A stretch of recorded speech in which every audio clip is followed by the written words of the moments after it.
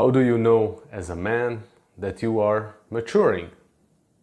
There are certainly multiple indicators, but in this video I'm going to address one that involves women.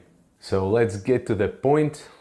This indicator that I am going to talk about today is the one that shows us men how we react or respond to women intense emotional storms and outbursts that are directed at us, whether it's anger, hatred,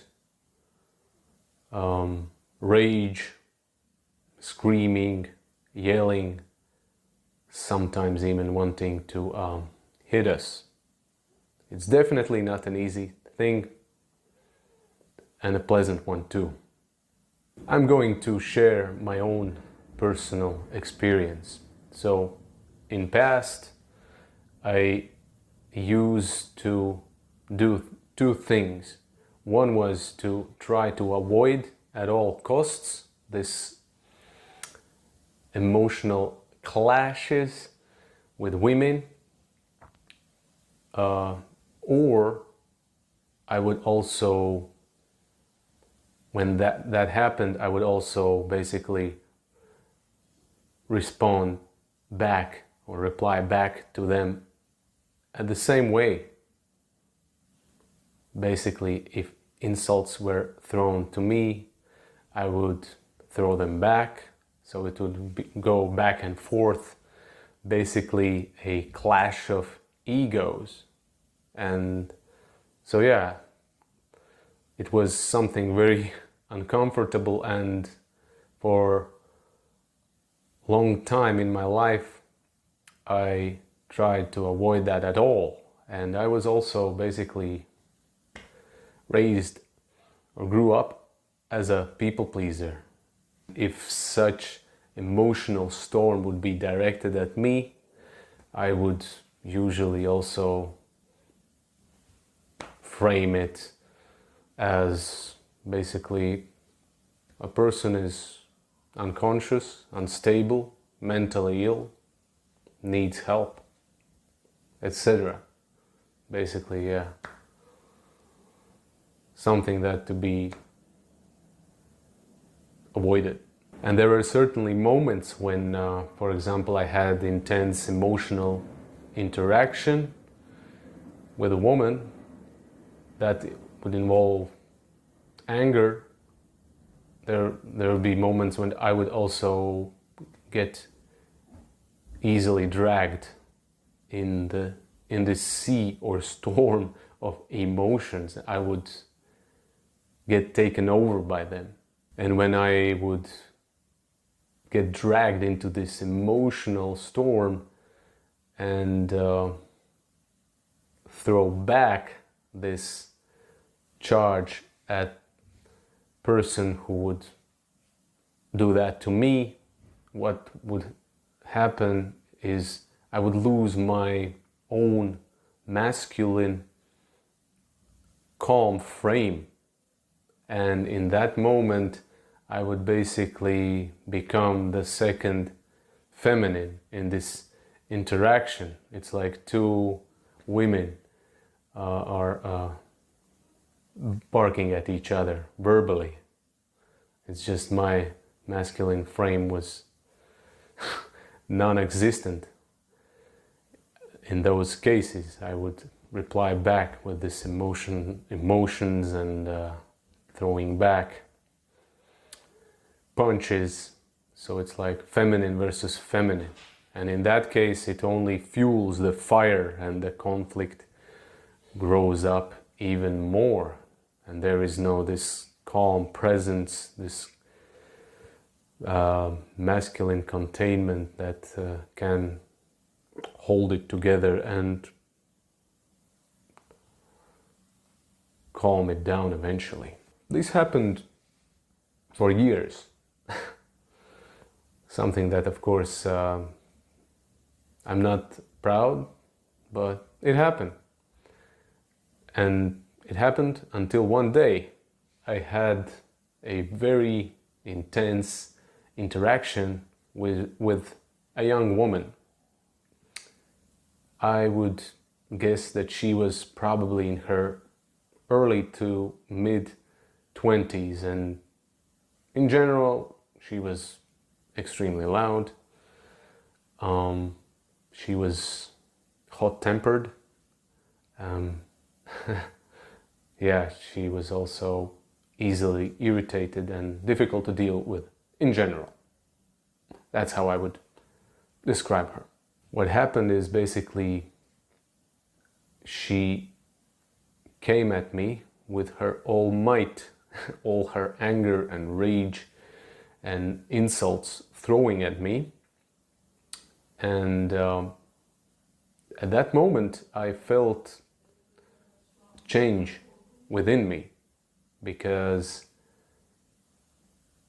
for the first time I did not scream or yell back to the woman, to her, who was initiating this interaction with me. So yeah, I didn't scream back, I didn't bash back. She just kept going at me. What I did was I basically held eye contact with her, and I stood my ground, and I almost didn't say anything at all. So I didn't react back to her at the same way as she did towards me. And I also felt at that moment inside my body, my stomach area, a strong tremor, like shaking. And my guess is that it could be fear at that moment, but I just felt this feeling. I was present with it while I received this emotional rage against me. I allowed this to happen, this feeling, and I was basically observing and paying attention also what was happening inside me as well at that moment. And when the woman expressed her anger, her rage, she stopped. She suddenly stopped. And this uncomfortable feeling in my stomach, in my gut, like this shaking, it continued for a couple more hours after the drama ended. External drama. By that I mean verbal assault. That ended. My core, my masculine core held on, and it was not unbalanced during this intense experience. And a couple hours later, I went to bed. I went to sleep. I got up next day, and I was really surprised that I didn't even need to like overanalyze or think about what happened the day before, what happened during this intense emotional outburst. And at that moment I knew also that that was the second moment after the initial experience that, oh yeah, something has changed within me. Because usually in the past, when I experienced, I was a receiver of intense emotional charge directed at me from someone else, I would usually what I would do, I would basically like be really upset. I would be really shaken for the large part of the day, remaining day, and I would ruminate, and I would overanalyze, and I would try to justify my own stance, and I would try to, I would be angry, I would try to, basically to,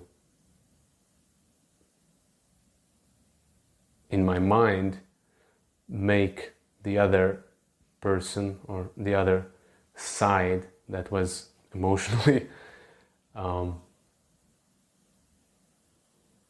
blasting at me as their own one. So basically, yeah, my ego tried to make it superior than the other one. But this time I did not need to do that. There was no interest whatsoever that I need to do it, because my masculine core was not put out of balance, even though internally in the stomach I was feeling tremble. It was trembling, but I stood my poise. So after this episode, I realized that such expressions of feminine energy will definitely happen in the future, from time to time. Not all the time, but they will happen on certain regularity. And what I as a man can do is to like recognize that and accept that as part of this powerful feminine energy, which is like wild, untamed, chaotic, destructive energy. And that doesn't mean that it's always negative and bad. No, not at all. It also is necessary for the creation. Now, this type of expression doesn't have to be a norm, everyday norm, that happens all the time. Then that would not be like very healthy or balanced thing to do. And we as men, we have options. We can choose to avoid these situations at all costs. We can disengage from such interactions if we feel that it's building up and it's going to explode soon. Or we can try to understand, where is this woman coming from? Why is she acting like that? Because there is always a deeper cause behind these feelings. And to recognize that we men, we communicate differently than women do. Women typically involve emotions and feelings a lot more than men, while men are like more calm and more rational and logic. When women are raging, or feminine is raging, it's often a sign that these are cries for help. The feminine is desperately trying to receive love. It's also cries for self-empowerment. Maybe a woman wants to talk with you when she acts like this, and she is challenging, testing to see if you will break easily, or you are stable, you are strong support that she can rely on, she can trust. Women will challenge us, man,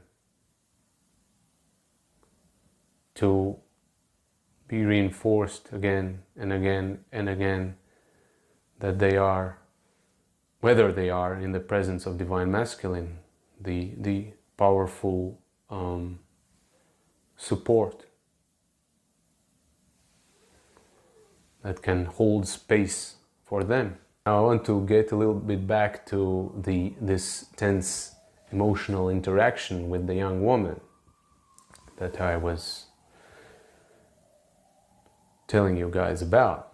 So how it was triggered was, for me, masculine. It was very important also to set boundaries, to clearly communicate what was acceptable and what was not in the context of mutual interaction. Not to sacrifice my needs for the sake of people pleasing, because I have done that in the past, and what I realized is that women despised it, they hated it, they don't respect that. Not just women, but other men too. I communicated my boundaries. I clearly stated that she should tone down the noise, that it was disturbing me from concentrating on my tasks. And she obviously didn't like that, to get called out, and got instantly triggered. And so if I didn't do that, then that would give her a signal that it was fine to step over my boundaries and to keep doing what she was doing. And she would lose respect for me even more. And even if woman is upset emotionally and verbally on a surface level, on a deeper level, she appreciates the masculine containment, boundaries, masculine guidance.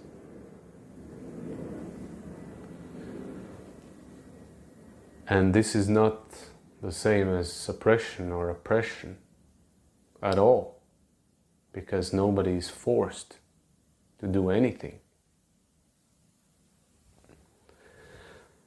It's just remaining calm, maintaining this peaceful presence. In this case, the emotional storms of the young women was more about her emotions than me, than my actual actions.